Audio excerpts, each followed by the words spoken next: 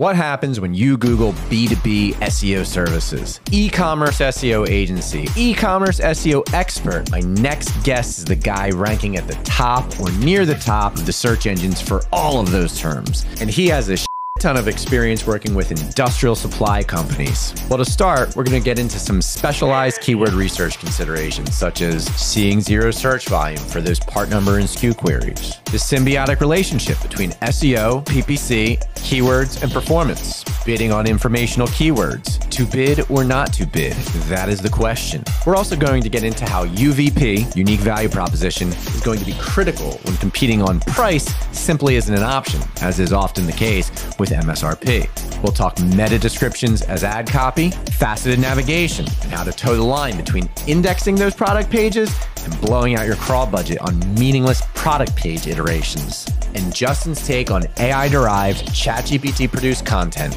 the pros, the cons, the cost-benefit analysis, and the risk associated with ChatGPT-derived content. He's also going to provide some insight into what his organization is doing with prompt engineering and how they're leveraging it within his agency for max efficiency and effectiveness for their clients. Guys, do me a favor, hit that like button. Don't forget to subscribe. That's how you get all our industrial product marketing content. And don't forget to leave a comment. It really helps with that SEO algorithm, making sure our videos pop up when people search. Buckle up and enjoy this fantastic next episode of the Niche Marketing Podcast with Justin Smith and OuterBox.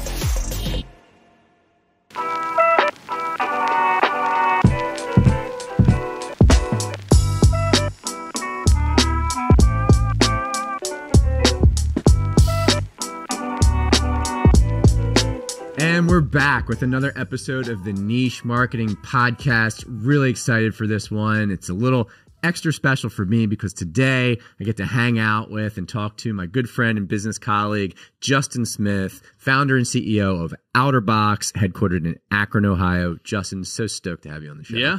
Thanks for having me. Much appreciated. Yeah, and it's kind of synergistic or ironic for us to be meeting here in Florida.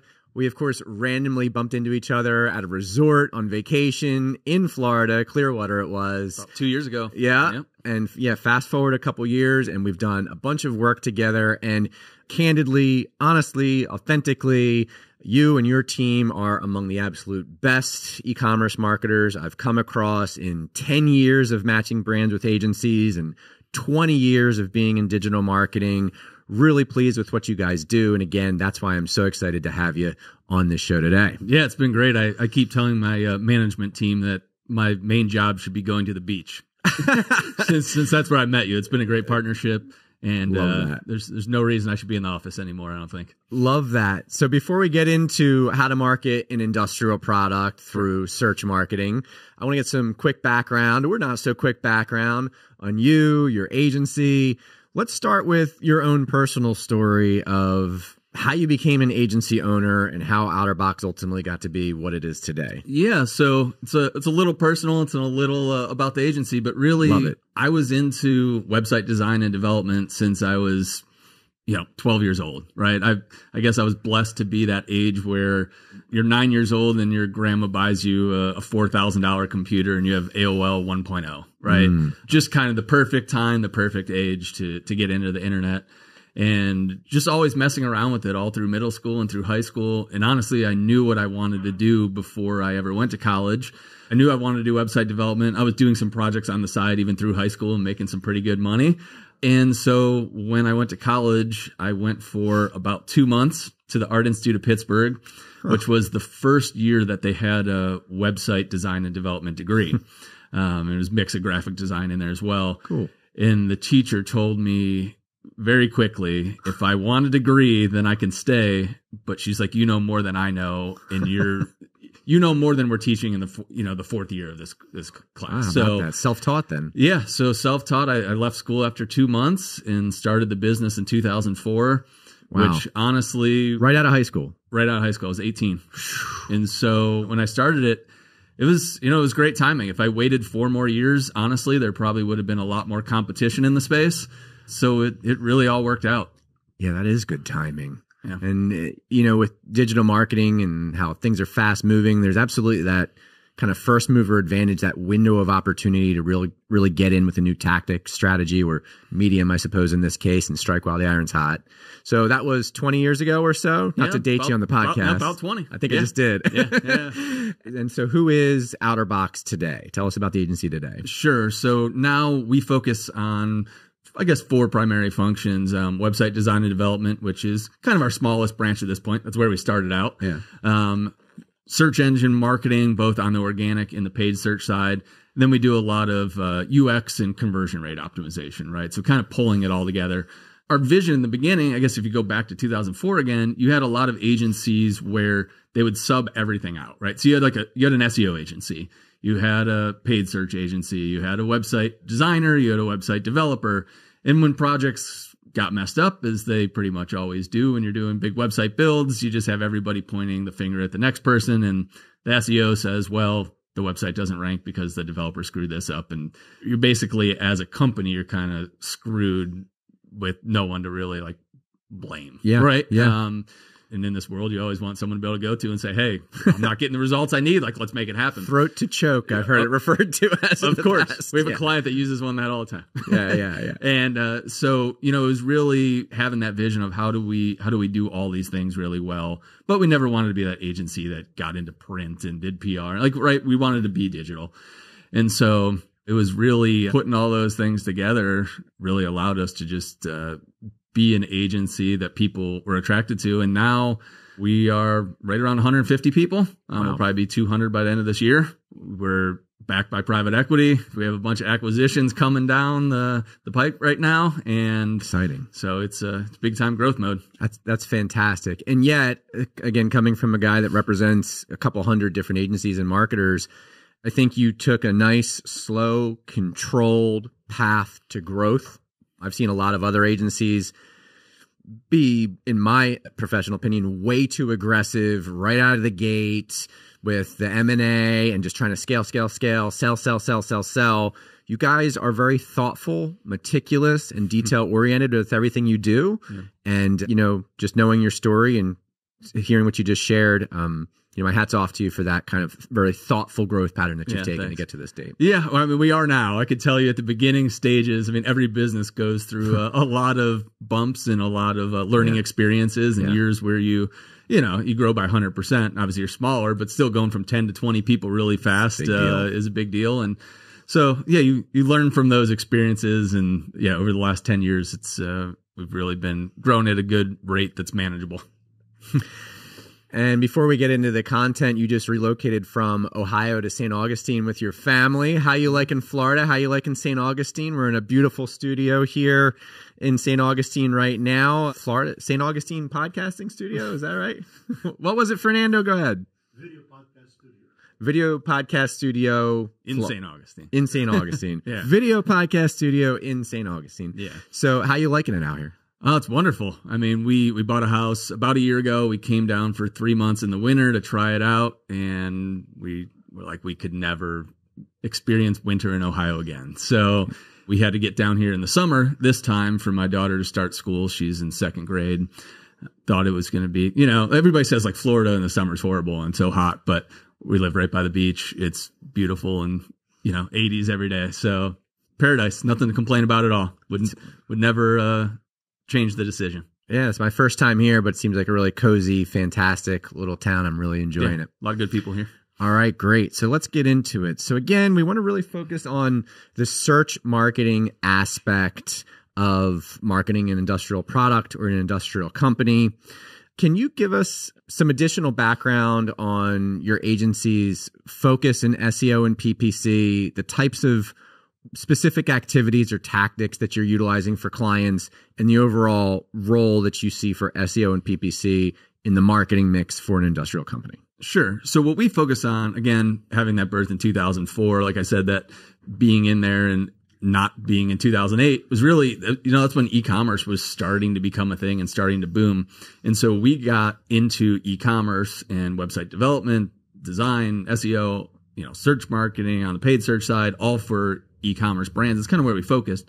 Now we still have a blend of lead gen brands and catalog brands, But that really rolls into industrial, because typically with an industrial website, the challenges that they have, right, are lots of SKUs, part numbers, variations on products, whether that's colors because you sell t-shirts, right, colors and sizes, or that's nuts and bolts with different thread counts and sizes, right, of which there could be hundreds, thousands, tens of thousands. Yeah, so you're really if you're an industrial brand, you have the same challenges that really most e-commerce brands have, right, unless you're just a small e-commerce site with 20 products. But your typical larger e-commerce brand has the same challenges an industrial site has.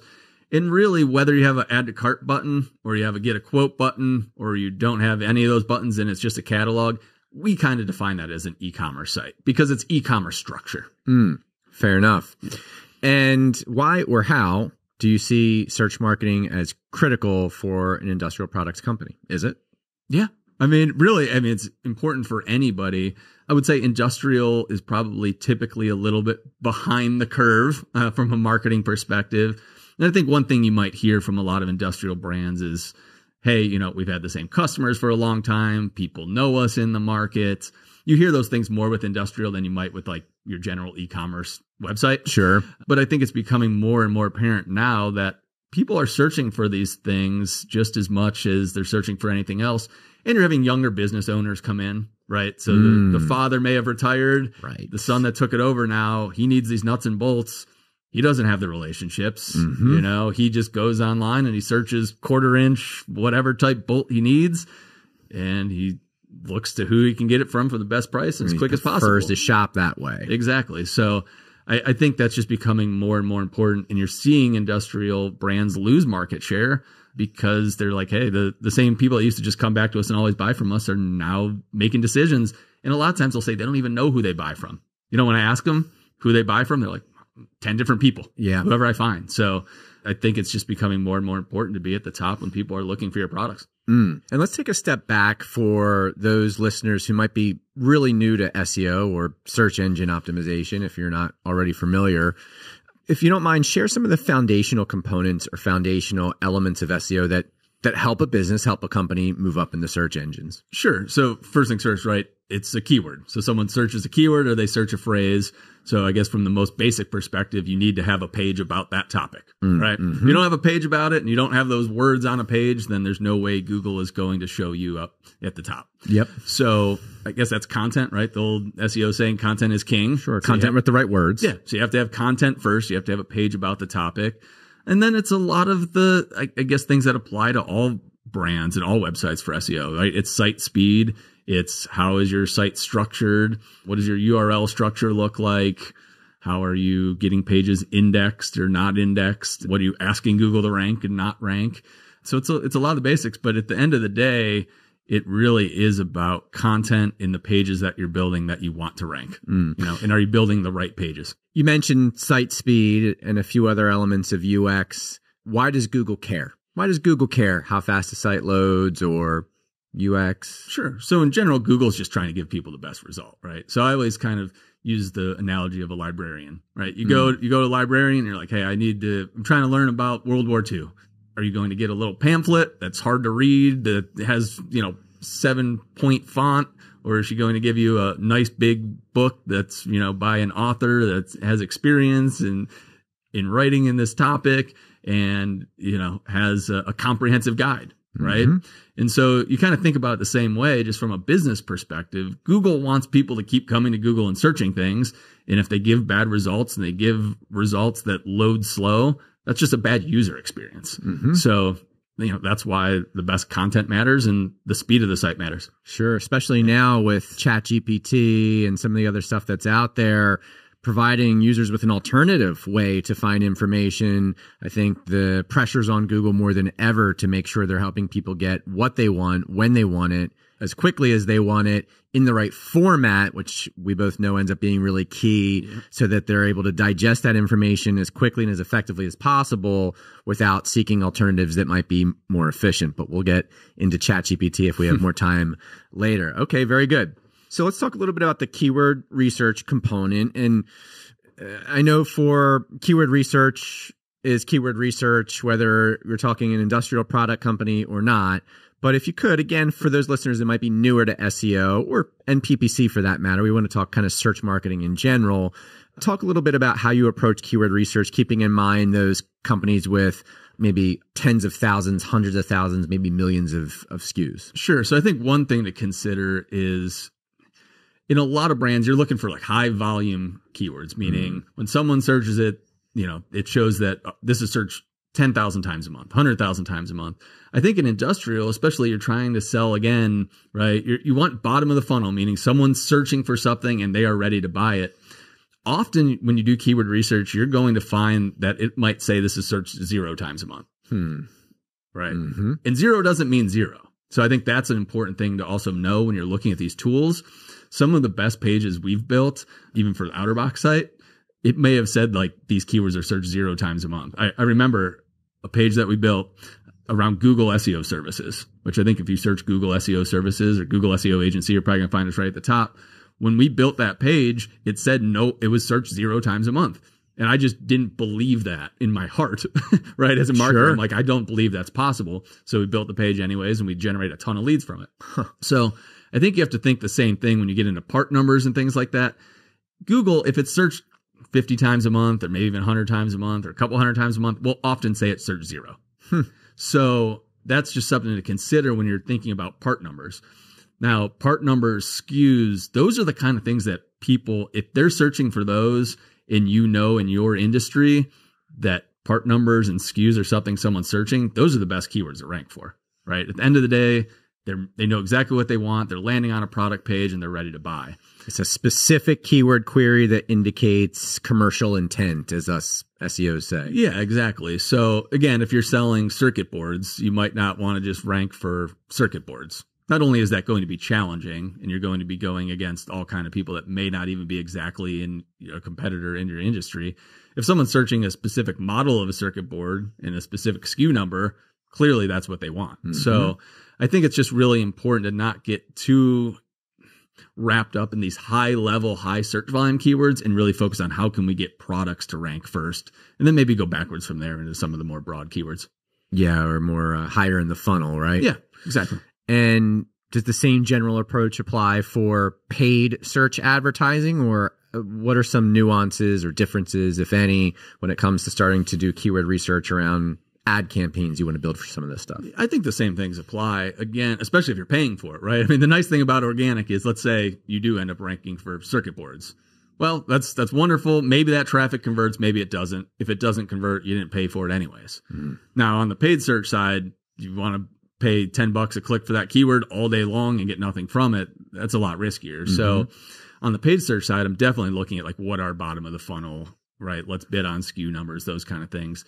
The thing you have to watch on paid search though is just in industrial, there's two different kind of things going on. You could be the manufacturer and it's your own product, right? So you don't have a lot of competition, or you could be selling the same SKU number that 100 other people sell. And so on paid search, you just really have to look at like, what's the value proposition? Why would they buy from you over someone else?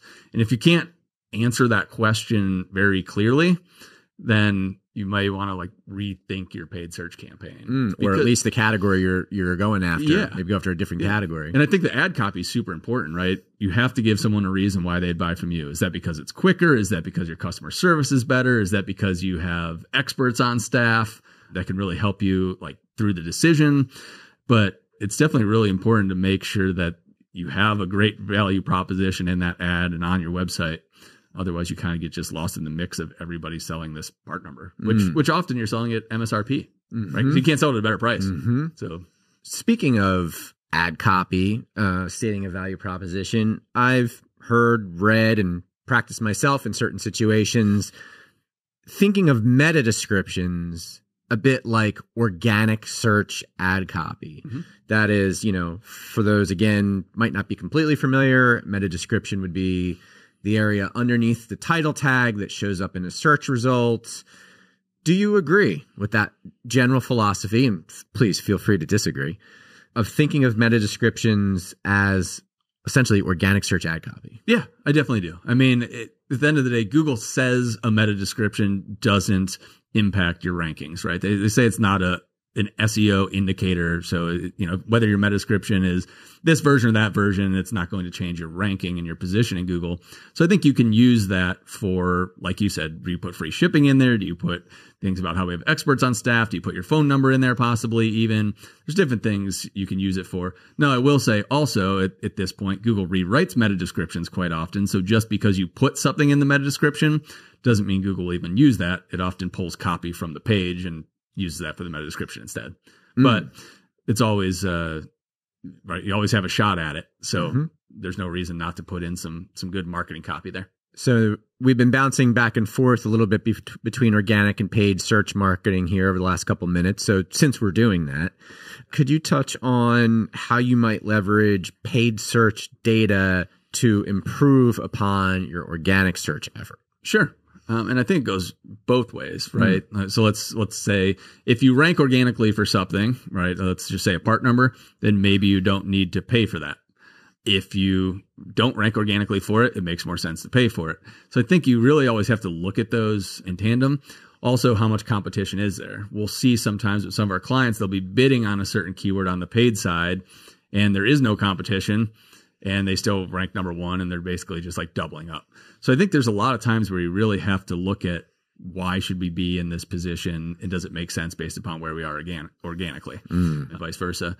But yeah, I mean, some of the strategies I think are really going to be the same. I mean, I don't think we have to think about it that differently, right? It's how do we pick maybe our best products, our top sellers. I think that's important to go after first, right? If you're going to pay for it, pay for the products that sell best. Maybe don't go after, 100,000 SKU numbers to begin with. Right? Use that 80-20 rule. Start the campaign. I like that you touch on prioritization there. Yeah. Prioritization ends up being so important when it comes to ROI, right? Like, so in practice, when someone's looking to improve search rankings, unless they're the owner, if they're an outside agency, the outside agency needs to be incredibly thoughtful about what they prioritize, not only to help the client, but to keep the client as a client. Sure. And from an internal perspective, if I'm the brand and I'm the CMO or I'm the marketing team, we need to prioritize getting results so that we're keeping our boss happy and keeping our job and showing that we're good at what we do. So that makes me think about a longer tail approach, or maybe I should say not longer tail, but more top funnel. Because as we discussed earlier, a long tail term can actually be very bottom of the funnel, have a lot of commercial intent, be very transactional in nature. But more top funnel stuff, and just to define top funnel a little bit, more informational search-based queries. How do I achieve X, Y, Z? If I'm trying to get a stain out of an industrial floor, what's my approach to do that? That type of stuff. So back to prioritization, what's your general philosophy on how soon to start to roll in a more top funnel informational based query approach versus just pounding the lower to bottom of the funnel first and foremost? Today's episode is brought to you by The Agency Guide. Are you frustrated with an underperforming marketing agency? Who isn't? Are you unsure about what marketing channels to invest in and who to invest with? Maybe you're just fed up with the overpromising and underdelivering of marketing agencies. Fear not. You need to contact The Agency Guide. The Agency Guide, or TAG, represents a vetted pool of 200 plus vetted marketing agencies and consultants, and they will matchmake your brand's specific needs with these trusted marketing professionals for free. That's right, for free. You don't need an expensive agency search firm. You need The Agency Guide. For over 10 years, TAG's experienced marketing consultants have been providing pro bono consulting and matching brands with vetted agencies based on needs, budget, timeline, location, even your personality. They're marketing professionals. They're agency matchmakers. They're The Agency Guide. To learn more, visit www.theagencyguide.com today. Yeah, I think it can depend. First off, the best answer in marketing. Well, I'd say it really depends on one thing. It depends on how much do those keywords cost. Sometimes informational keywords are super cheap. So how to get, a stain out of industrial floor, that might cost you 10 cents a click. In which case we might say, hey, that's like, why not? Right? Let's see how well that works. Now, if those informational keywords are expensive, then I might say, even if we get a standard conversion rate on it, might not make money. So I think you really have to look at it from a return on ad spend, right? And just do the math. How much is this traffic going to cost us? But I would always, 90% of the time say, let's start with those bottom of funnel. Let's get a great return on ad spend.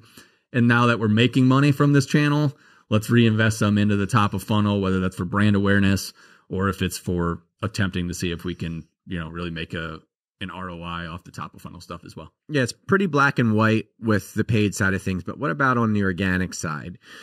I find that a lot of SEO, or let's just say content marketing agencies, they really want to get into this full funnel approach. But again, we get back to prioritization is dollars and cents is where the rubber meets the road. So I know, again, it depends on the company. It depends on the budget. But as a general philosophy, when do you want to start thinking through a blog strategy versus all the other things you could be doing from an SEO perspective? Yeah, I think really the first thing you want to do is make sure you clean up the site technically. But if everything technically is sound, I'm actually a bit of a fan of the blog strategy from the beginning. And I'll tell you why. Please. I don't think the blog strategy by itself, from the perspective of, hey, when someone searches how to do whatever, is going to drive us traffic that's going to turn into business. It's not, right? So the expectation has to be set there with the client that we're not building this to try to drive a bunch of traffic that turns into revenue. It's not going to turn into revenue. Or that expectation has to be set with the boss, right? Yeah. If you're internal, right? Exactly. Yeah. So the reason we're doing it is because if we can build good content around this topic, right? Again, you how to get this, staying out of industrial floor. Well, if you sell products that do that, now Google's going to look at this and they're going to say, you're educating people on this topic. And so we're actually going to help your category page and your products and everything else rank higher. So you're not building blogs to get traffic to your blogs. You're building blogs to build expertise and authority for your website so that your products rank. So, and then it all comes down to an interlinking strategy. How do you link from that blog post to your products? How do you link from your category or your products over back to that blog post? And how do you connect that all technically? But really, we're just looking at how do we become an authority in our industry. And when we're an authority in our industry, our categories rank, our products rank, our blog posts rank, right? Everything's good then. So that's why I like to build that in. Okay. So just to press you on it just a little bit more, sooner than later in general, let's get some of that more top funnel informational based stuff done earlier to not only curry some favor with the user, but also curry some favor with Google. So both sides see you as an authority that's looking to provide value. Is that essentially a good summation of it? Exactly. And go after some really big, broad keywords in that, right? Like some big how-tos in your industry. A lot of times, how much does something cost? Like we have an article on how much is SEO cost. Right. That's just a great article. It not only does it drive a lot of traffic, actually it does drive some leads for us too, but it gets us links, right? Yep. Building good quality authoritative content is also a good link building strategy. So that's going to help you down the road. Yeah. When you've built that content, now people link to you and you don't have to always go out and do paid link building strategies. Yep. So there's a lot of things that, if you can build some awesome pillar content, evergreen content, I can't really see a reason why that's not beneficial in the long run. Could you define and explain the purpose of link building for our newer to SEO listeners, as well as evergreen content and the relationship between the two? Sure. So evergreen content basically is just content that'll last forever. So how much does SEO cost, right? That article's not going anywhere. Now, we might have to update it. We might have to change some prices on there. Right. It keeps getting more expensive. Yeah. But, that article and that topic and that question should last forever. So when people do, I often see blog strategies, and this is a bad blog strategy, especially to do off the rip, is like, let's just use fashion as an example. There's nothing industrial, but like, what is the fashion trend of winter 2023? That's an article that's going to be valuable for about a month. Yeah, temporal in nature. Yeah, and so no one's going to care. In all reality, you should probably delete that from your blog 2 years later, or it's actually hurting you. So you want to make sure you're building content that's going to be around forever, evergreen content. Big topics, right? High search volume. And then as far as how link building is important. And what is link building? Yeah, so it's other people linking to your website. And why does that matter? It's just like a review, right? So like getting a review. Yeah. Like getting a review. There's third-party validation. Third-party validation. Can you tell that question was rhetorical? Yeah. So whether you're on Google, right, and you see that, hey, there's a pizza joint that has 500 reviews and it's 4.9 stars, or you see another place that has, 2 reviews, even if it's 5.0, you're probably going to trust the other one, right? And so Google validates that Google restaurant. looks at it the same way. Okay. Yeah. There must be something valuable there if people keep linking to it from their website. Okay. And so another rhetorical question. And so you're saying, Justin, that creating really valuable, informational based, evergreen content is a great way to attract links or third-party validation that Google's going to love. Correct? Yes. All right. Fantastic. UX. Let's talk a little bit about when they get there. Sure. Okay. And again, this is, I'm interviewing one of the best e-commerce agency owners I've come across in 20 years in digital marketing. Could you bestow upon our listeners some of your best practices for thoughtful UX that converts for product pages? Definitely. Yeah. So I think this is really important in industrial too, because I'm sure you've seen it. Industrial websites, I apologize to all the digital marketing directors of industrial companies, but they're often not the sexiest websites. Yeah. And nor do they need to be. And it's hard to make them sexy. Yeah. And that's totally fine. Yeah. But sometimes they're really on the ugly side, unfortunately. Yep. And again, sometimes industrial sites are just behind the times. They don't feel like they need to update it. They're like, hey, it works. Right. It's functional. It's functional, but having a little bit of a heartbeat isn't always mean you're up and running to full strength. So I think it is really important to make sure that when someone gets to that product page, do you have the signals that someone's going to want, right? How quick does this ship? Are they in stock? If you're low on stock, show that notification so it creates even more urgency, right? Just like, what are some of the things that people are going to want to know, and a buyer is going to, depending on your industry, there might be 5 things where, like, we know a buyer wants this, this, this, and this. When they call in on the phone and they want this part, these are the questions they ask. Whatever those questions are for your industry, answer them quick, right? Like, answer them without someone having to scroll. So the FAQ on the product page then? Sure. And if you can answer them with an icon, even better, right? Like a green in stock icon, right? Or a ships tomorrow icon. Like, you don't have to answer it in an FAQ. Answer it visually so people know in 2 seconds. Smart. Efficiency of communication. It gets back to the nuances of that page giving the best possible experience. And so even something as small as, do I need to scroll down, find an FAQ, click a drop down versus an icon that's just staring me in the face, and that icon picture is worth 1,000 words. It says ships today. Yep. Right. Yep. I mean, that's really valuable. And again, when we're in industrial, we're talking a different type of person. Might be an engineer, might be someone in procurement office. I mean, this isn't like a mom on her couch, right? I mean, it's just different. Yep. And so they're looking for specific things. They're looking for maybe some technical information. They're looking for a data sheet. They want to make sure the part fits. You can kind of think like a fitment, like with cars, right? If you're looking at some rims, you really love them for your car. What do you want to know? Okay, well, it fits my, 2020 A6, right? And so I think that kind of stuff's really important. And again, that just goes back to, like, what are the questions people ask when they call in? With industrial businesses, a lot of times they're getting a lot of phone orders, right? They got that old school mentality still. And interviewing your customer service team can be a great way to bridge the gap as to what content should be on your page. Yeah, this whole discussion, especially that last point, harkens back to our other episodes in How to Market an Industrial Supply Company, where Thad Kalo from BOL and Kelly from MX both talked about account-based marketing and all of the different titles or roles of people that make purchasing decisions within industrial. It's very varied, and they have very different questions, very different concerns from one another. So I'd imagine that when you're refining these pages, you're going through that checklist of different buying personas or customer archetypes with your clients. Exactly. Some care about price, some care about speed.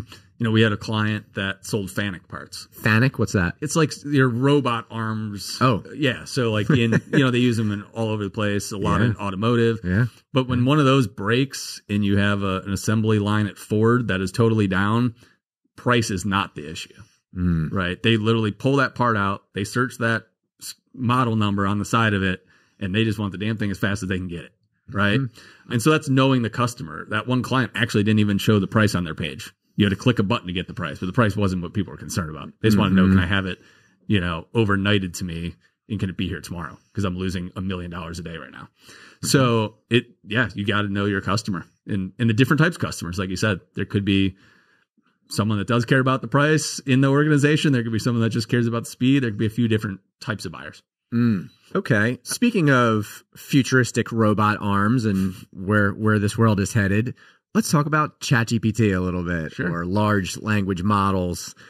What's whether it's an industrial supply or just in general, what are your thoughts on all this, right? Like, where are you seeing, I guess, a way to leverage this to our advantage? What problems are you seeing as a result of this technology being so accessible? And anything else you think is pertinent to our listeners trying to improve their search marketing efforts? And now we're in a world of large language models. Yeah. I mean, I think in industrial, and you have 30 seconds. Go. If you get too specific in ChatGPT still, I think you can get into issues, right? Like if you want a blog post about some weird industrial product and how to like determine a type of screw for an airplane, I mean, like that, the information you get back could be pretty weird.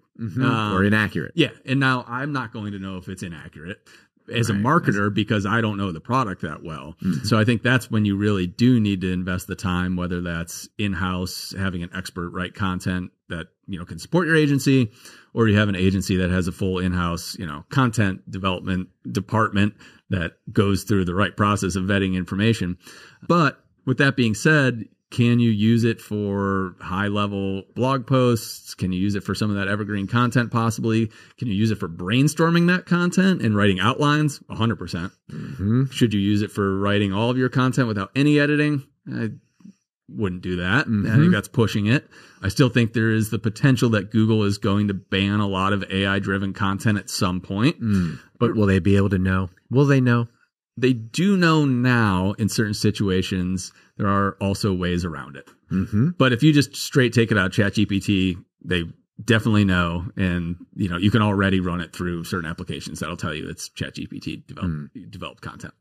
So, will they know? Yes. I think for the most part, will they care is the question. But I think you have to look at history, right? When you think about SEO, there was a time where Google didn't care about people building links either.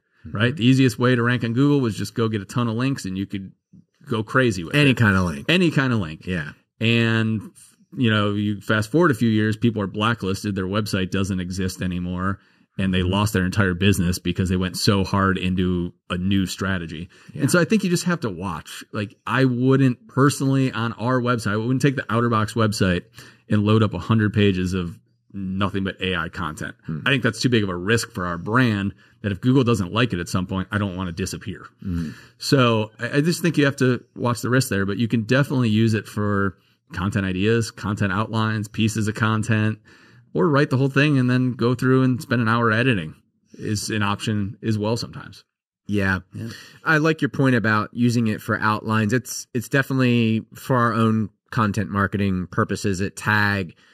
It's been extremely helpful for ideation or expansion of ideas. For example, just gets rid of writer's block too. I mean, if you're sitting there all the time, like it's tough. Man, you can really push ChatGPT too. Like we were working on something yesterday. We were trying to think of a better or more thoughtful name for the series of content we're putting out for this podcast that focuses on innovative marketing products and services, because we have an offshoot of Niche Marketing Podcast that focuses on that.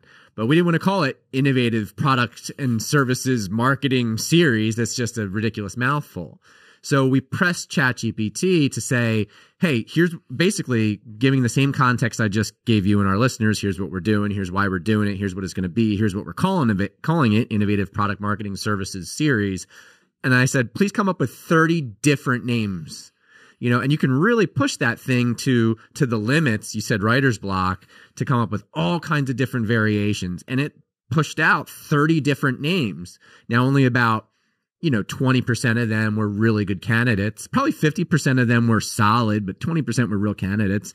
But it took 5 minutes for us to find our winner, and I forget the exact name, something like Marketing Maven Series, I think is kind of what it's going to be. But just to bring it back to the core topic, having it produce that initial outline, pressing it to make the outline better. Okay, well, what else are we missing, ChatGPT? What else should we add? What else would be relevant?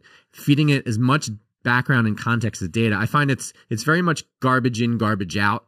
So the more inputs you give it, the more specific and articulate you are with the way you put in your inputs, the better information you'll get out. But you still need, I think, to your point, some level of human intervention to draft at least edit the final piece of content and make it seem like, give it that extra human layer. For sure. Yeah, it's all prompt engineering. And one thing that we're doing at OuterBox, we actually have a director of AI now, and we're doing all kind of APIs into ChatGPT and other AI where you can actually scrape websites, build profiles, understand how the brand voice, and we can put in one line of text saying, hey, we want a blog post about X, and it actually runs through about 100 prompts in 30 seconds and edits it and does all kind of crazy things in the background, like prompts that are paragraphs long.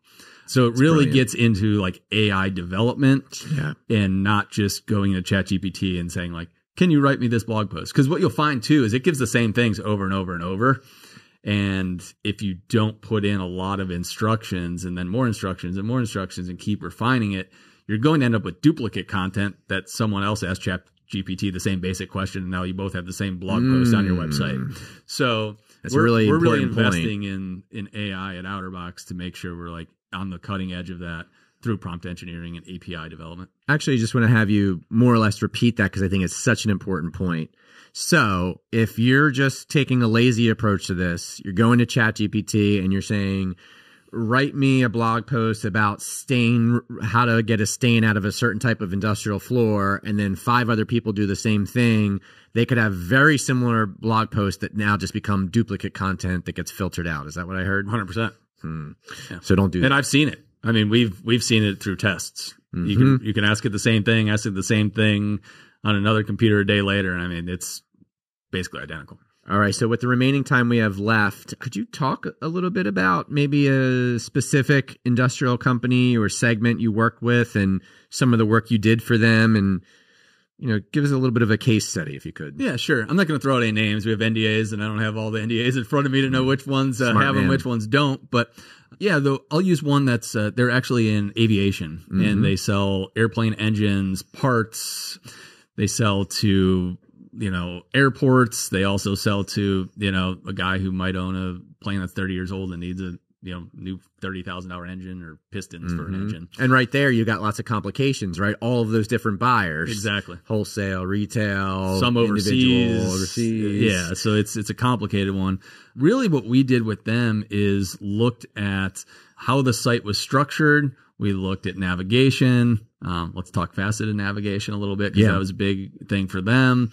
What is faceted navigation? So basically, right, let's just use Wayfair as an example. You go on, you search for coffee tables, and then you get all your different sizes. You get black and brown and finish. Yeah, finish. And you can click on those and filter. Now, what you do with those filters is really important. A lot of times you'll just filter them. You'll look at your URL and address bar. You'll have query strings, which basically means question marks and numbers and symbols. And that page is never seen by Google. Now, if you look at search volume, there's a lot of people searching for black coffee tables.